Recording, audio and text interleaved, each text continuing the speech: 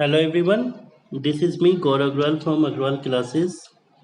Today in this video, we discuss about fundamental forces in nature.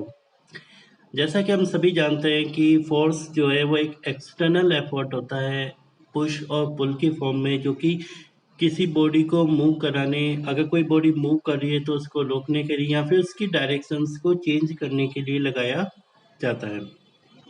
In physics हम बहुत सारे तरीके के फोर्सेस को देखते हैं, जैसे gravitational forces, electrostatic forces, force due to pressure, friction forces, surface tensions, force due to buoyancies, also force between charged particles and magnetic force between magnetic bodies and so on. Physics has revealed that all the forces occurring in different contexts arise from a small number of fundamental forces in nature.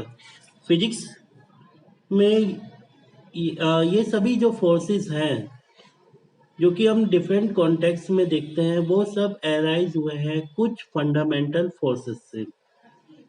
There are four fundamental forces which govern the macroscopic as well as microscopic world.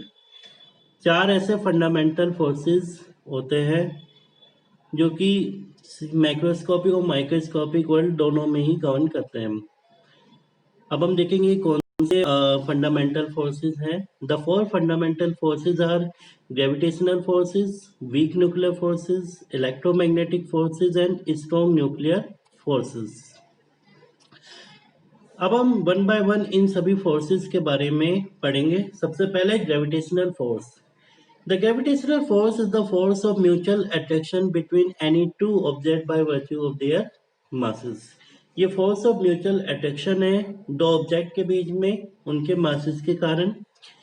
All objects on earth experience the force of gravity due to the earth. अर्थ पे सभी object जो होते हैं वो force of gravity को experience करते हैं of the earth. अर्थ की जो फोर्स ऑफ ग्रेविटी है उसको एक्सपीरियंस करते हैं।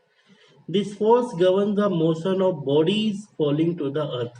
अर्थ पे जो भी बॉडीज गिर रही है, जो भी बॉडीज गिरती है, ये फोर्स उन सबको गवर्न करता है। Now, the revolution of moon and other artificial satellite around the earth is governed by force of gravity of earth. The revolution of earth and other planet around the sun is explained in terms of pull of gravity of sun on the planets. जो revolution होता है moon का and other artificial satellites का around the earth, और जो revolution होता है अर्थ और दूसरे प्लैनेट्स का सन के चारों अराउंड, उसे एक्सप्लेन किया जाता है in terms of gravitational forces. और large scale phenomena of the universe such as formation and evolution of stars, galaxies and galactic clusters, इन सभी को भी ग्रेविटेशनल फोर्सेस की टर्म्स में एक्सप्लेन किया जाता है। अब हम ग्रेविटेशनल फोर्स को कैसे कैलकुलेट कर सकते हैं। तो जो मैग्नीट्यूड होता है फोर्स का exerted by a particle of mass small m on another particle of mass capital M at a distance is r from it is given by Newton's law of gravitation. तो Newton's law of gravitation से हम force gravitation force का formula निकाल सकते हैं। Newton's law of gravitation कहता है कि the force of interaction between two particles of mass small m and capital M respectively separated by small distance r is directly proportional to the product of their masses, that is m small m into capital M, and inversely proportional to the square of the distance between them. So the gravitational force will become is g small m upon r square. तो F बराबर gmm upon r square. This is the formula of gravitational force. Here g is the universal gravitational constant and its value is 6.67 into 10 की power minus 11 Newton meter square per kilogram square. Now, what are the properties of gravitational forces? सबसे पहले तो gravitational forces are universal attractive forces. ये universal attractive forces होते हैं। They exist between microscopic as well as macroscopic objects irrespective of their size, shape, separations and intervening medium. ये सभी प्रकार के ऑब्जेक्ट के बीच में एग्जिस्ट करते हैं, चाहे वो किसी भी साइज का क्यों ना हो, शेप का क्यों ना हो, और whatever the distance between them. These are the weakest force in nature. ये नेचर में सबसे वीक फोर्स है। These are conservative forces. Conservative forces के बारे में हम ऑलरेडी वर्क एनर्जी वाले वीडियो में पढ़ चुके हैं कि कंजर्वेटिव फोर्स वो फोर्सेस होते हैं जिसमें जो वर्क डन होता है बॉडी का वो डिपेंड करता है केवल इनिशियल और फाइनल पोजीशंस पे। सो ग्रेविटेशनल फोर्स जो है वो कंजर्वेटिव फोर्स होते हैं। They operate over very long distance specially when the bodies are massive. ये लॉन्ग डिस्टेंस तक भी ऑपरेट करते हैं, इसलिए हम इन्हें लॉन्ग रेंज फोर्स भी कहते हैं। For example rotation of earth around the sun is due to gravitational pull of sun on earth. Gravitational forces obey inverse square law. ये इनवर्स स्क्वायर लॉ को ओबे करते हैं, जैसा कि आपने अभी फॉर्मूला में देखा F is equal to GMF upon R square. तो R स्क्वायर इज इनवर्स, तो दैट मीन्स जो ग्रेविटेशनल फोर्स है वो ओबे कर रहा है इनवर्स स्क्वायर लॉ को, क्योंकि ये इनवर्सली प्रोपोर्शनल है square of the distance between two bodies. The next point is they are central forces. मतलब कि ये उस लाइन के अलोंग एक्ट करते हैं जो कि दो बॉडीज को सेंटर को जोड़ती है, ज्वाइन करती है। The field particle of gravitational force is called graviton. The concept of exchange of field particle between two bodies explains how the two bodies interact from a distance. जो gravitational force का field particle है वो graviton है।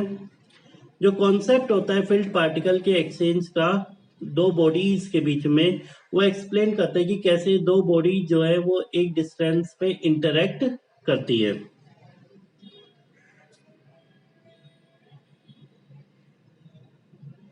Now, next fundamental force is weak nuclear force. These forces were discovered during the study of the phenomenon of beta decay in radioactivity.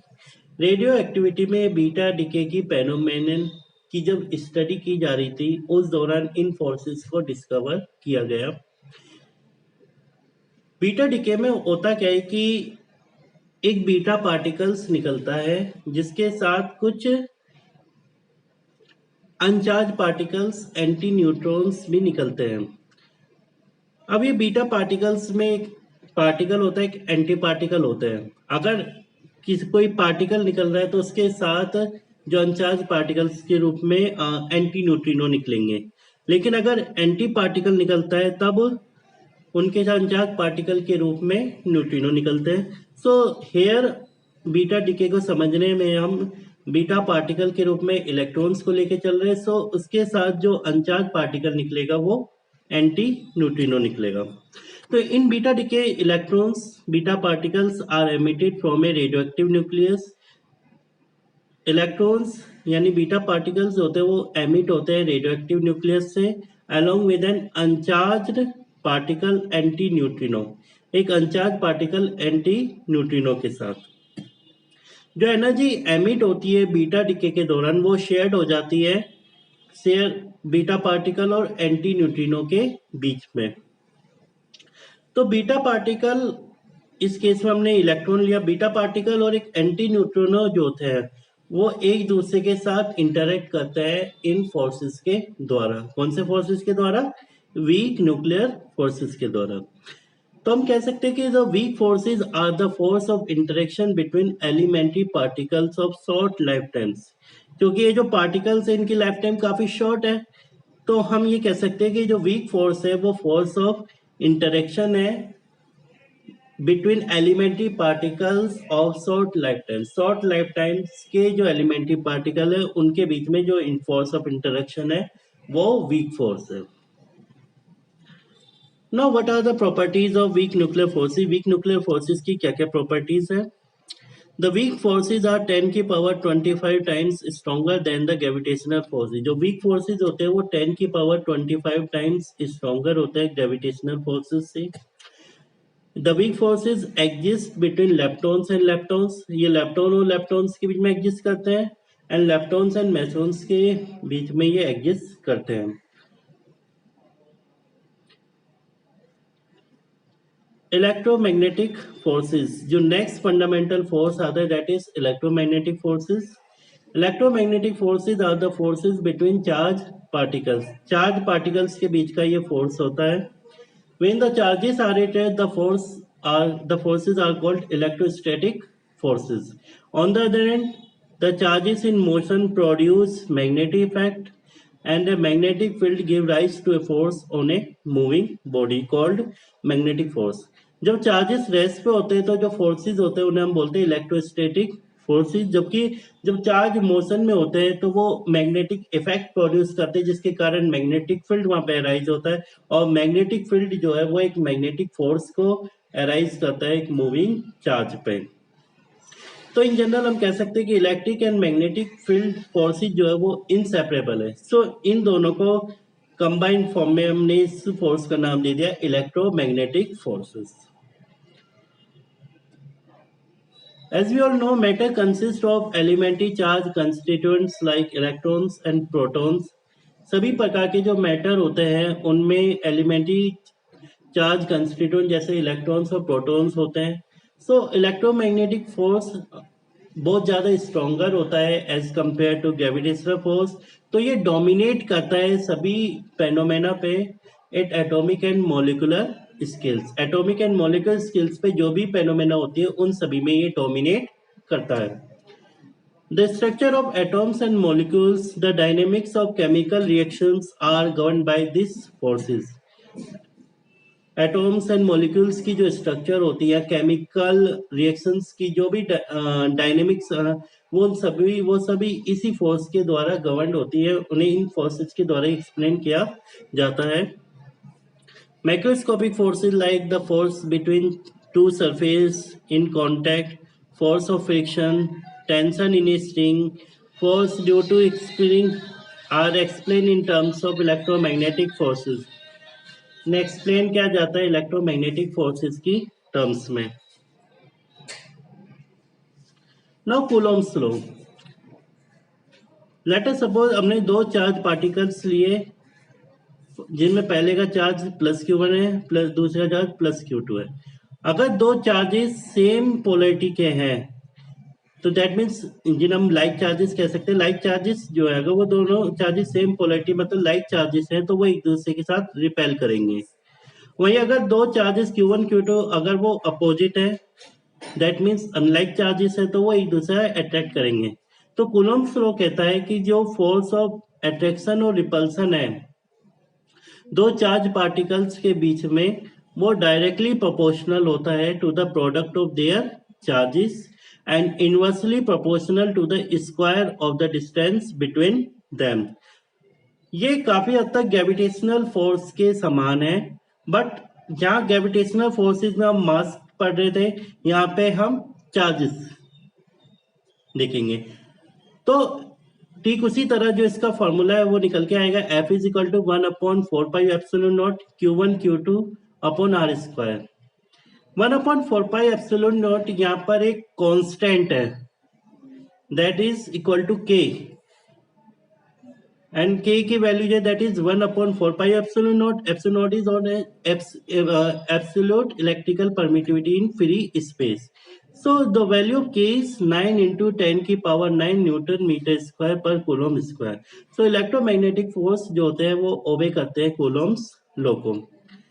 Now we will discuss about the properties of electromagnetic forces. They may be attractive or repulsive. जैसा हमने अभी Coulomb's law में देखा था कि जो like charges होते हैं वो रिपेल करते हैं और अनलाइक चार्जेस जो है वो अट्रैक्ट करते हैं। तो अगर लाइक चार्जेस होंगे तो उनके बीच में जो फोर्स ऑफ इंटरेक्शन होगा इलेक्ट्रोमैग्नेटिक फोर्स जो होगा वो रिपल्सिव होगा। वही अगर अनलाइक चार्जेस है तो उनके बीच में जो फोर्स होगा वो अट्रैक्टिव होगा। Second, they obey inverse square law. These forces are governed by Coulomb's law. And the next point is these are 10 की power 36 times stronger than gravitational forces. Gravitational forces की तुलना में ये 10 की power 36 times stronger होते हैं. They are central forces. They operate over distance which are not large. ये ज़्यादा दूरी पे operate नहीं करते. The field particle of electromagnetic force is photon, which carries no charge and has zero rest mass. जो field particle है electromagnetic force का वो फोटोन है जिसका कोई चार्ज नहीं होता और रेस्ट मास जो है वो जीरो होता है. Now the fourth and the last that is strong nuclear forces. The force that bind the neutrons and protons together in a nucleus is called the strong nuclear forces. वो force जो कि neutrons और protons को एक साथ एक nucleus में bind रखता है is called the strong nuclear forces. It acts between two protons or two neutrons or a photon and neutron, but only if the particles are very close together. तो ये दो प्रोटॉन्स के बीच में भी exist कर सकता है, ये दो न्यूट्रॉन के बीच में भी लग सकता है और एक प्रोटॉन और एक न्यूट्रॉन के बीच में भी लग सकता है. बट इसकी एक ही कंडीशन है कि पार्टिकल जो है वो एक दूसरे से बहुत नजदीक होने चाहिए. The phenomenon like radioactivity, nuclear fusions, nuclear fusions, इन सभी में न्यूक्लियर फोर्सेस जो होते हैं वो इन्वॉल्व होते हैं. अब हम स्ट्रॉन्ग न्यूक्लियर फोर्सेस की प्रॉपर्टीज के बारे में पढ़ेंगे. These are the strongest forces in nature. ये ब्रह्मांड में सबसे स्ट्रॉन्गेस्ट फोर्स है. They are 10 की power 38 times stronger than gravitational forces. Gravitational forces से ये 10 की पावर 38 टाइम्स स्ट्रॉन्गर है. Nuclear forces are the shortest range. इनकी रेंज काफी कम होती है. They operate with in the nucleus only. ये केवल न्यूक्लियस के अंदर ही ऑपरेट करते हैं up to the distance of the order of 10 की पावर -14 मीटर. 10 की पावर -14 मीटर के ऑर्डर की डिस्टेंस तक ही ये ऑपरेट करते हैं. They do not depend on charge of the nucleon. Nucleon के चार्ज पे डिपेंड नहीं करते. They do not obey inverse square law. Inverse square law को ये ओबे नहीं करते. These are non central forces. ये नॉन सेंट्रल फोर्सेस होते हैं, मतलब अगर हम दो पार्टिकल है उनके सेंटर्स को ज्वाइन करने वाली लाइन के ये एलोन एक्ट नहीं करते. तो so they are non central forces. They are non conservative forces.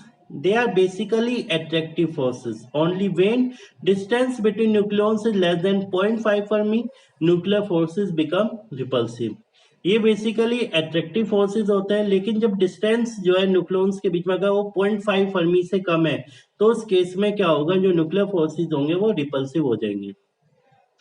The field particle for nuclear forces is the pi mason. जो फील्ड पार्टिकल है न्यूक्लियर फोर्सेस का वो पाई मैसोन होता है. सो उम्मीद है कि आपको ये वीडियो अच्छी लगी होगी. Thank you to watch it. अगर आपने अभी तक हमारा चैनल सब्सक्राइब नहीं किया है तो अभी सब्सक्राइब करें.